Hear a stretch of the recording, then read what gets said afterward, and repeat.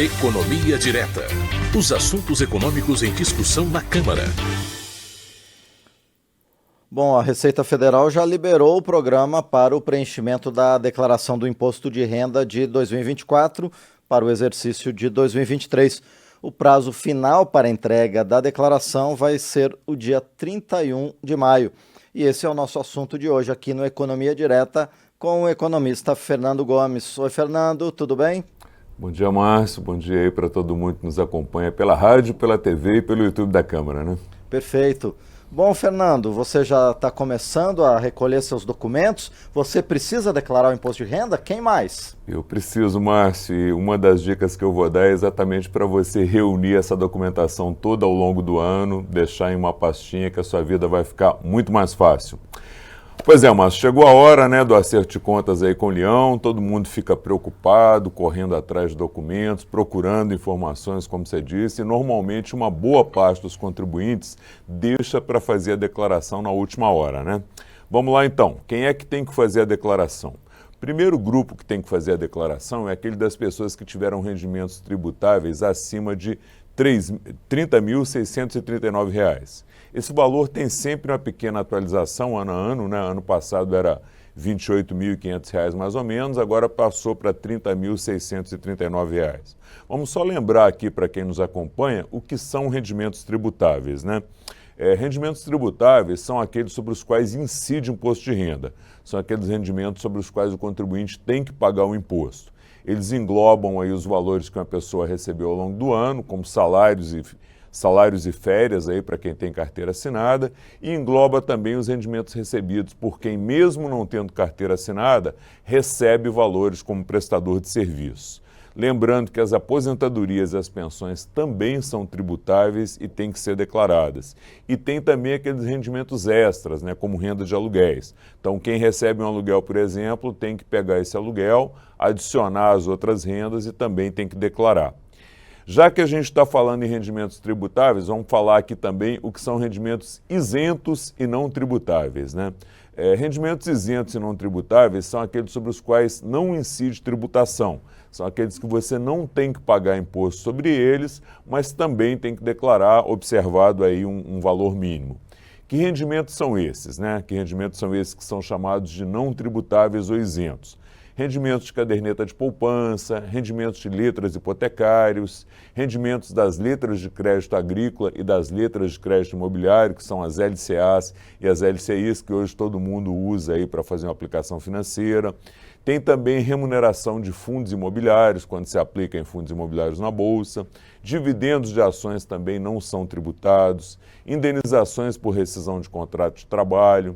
Valores recebidos do FGTS. Então, tudo isso entra como rendimento isento e não tributável. Você não paga imposto sobre o recebimento desses valores, mas tem que declarar quando você for fazer a declaração. É uma lista grande, né? Quem quiser olhar no detalhe, eu sugiro aí que consulte o site da Receita Federal, que lá tem tudo um a um. Então, quem recebeu esses rendimentos isentos e não tributáveis acima de R$200 mil, então, acima de R$200 mil em 2023, tem que declarar. Quem teve receita bruta na atividade rural, na atividade agropecuária superior a R$ 153.199 no ano, também vai ter que fazer a declaração.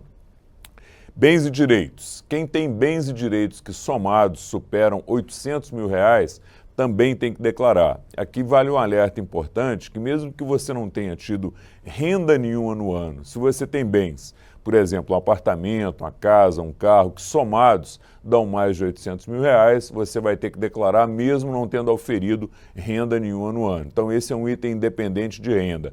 Tem patrimônio superior a R$ 800 mil, tem que declarar.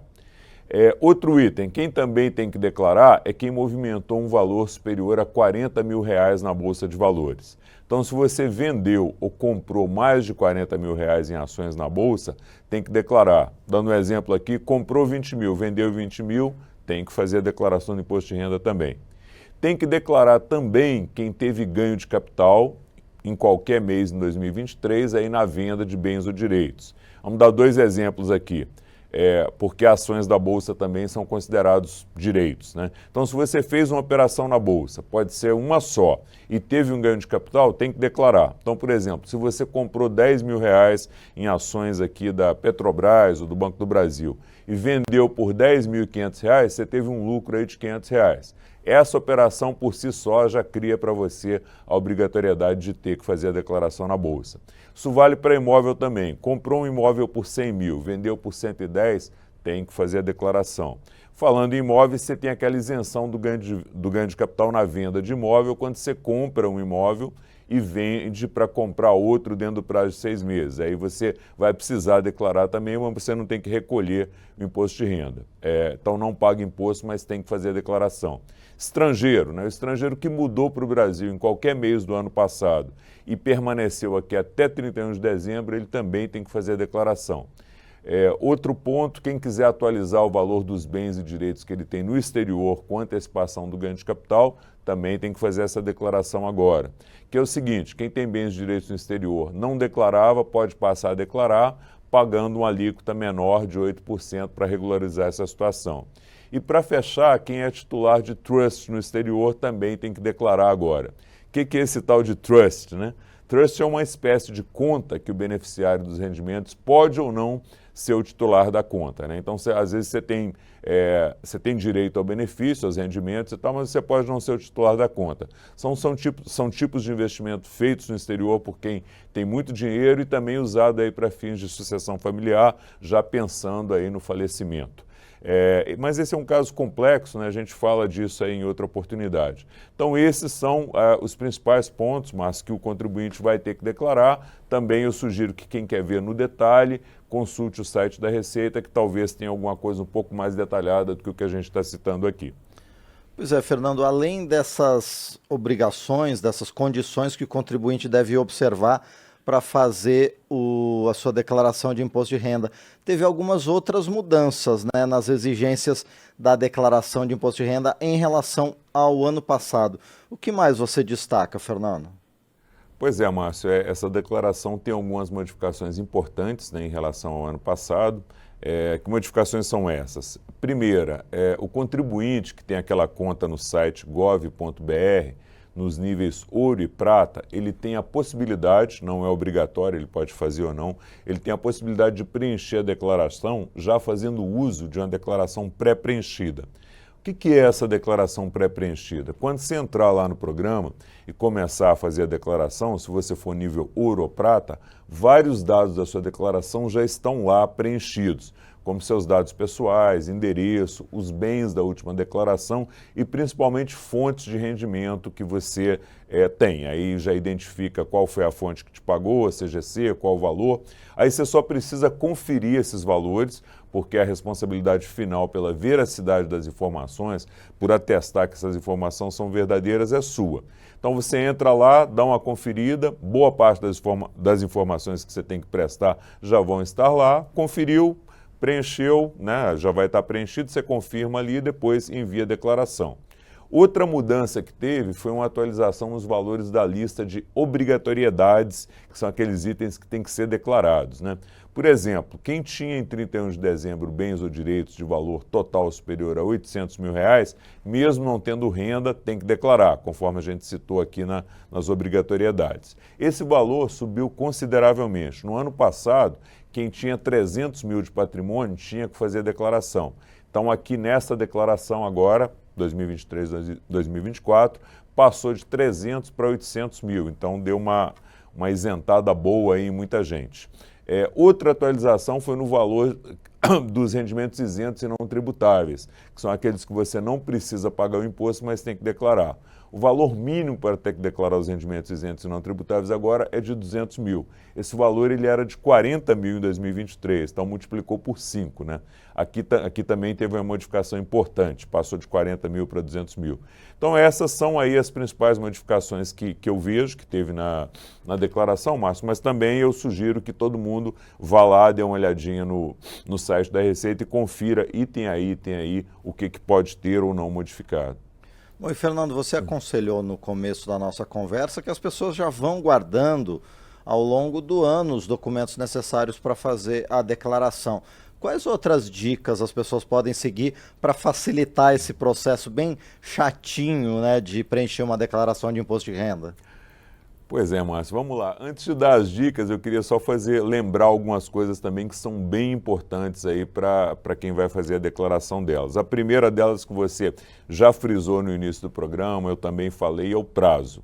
31 de maio, repetindo, dia 31 de maio, provavelmente não vai ter prorrogação nesse prazo, então não vamos esquecer esse prazo, né, pessoal? Nem para entregar a declaração e nem para pagar a primeira cota ou a cota única se você tiver imposto a pagar. Isso já aconteceu comigo, eu já fiz a declaração, entreguei com um mês de antecedência e depois esqueci de pagar a cota única e aí quando eu fui pagar a multa é bem pesadinha. Então, fiquem ligados aí nesse prazo, 31 de maio, ligado no prazo para entregar a declaração e para pagar a primeira cota. Os dois prazos são 31 de maio.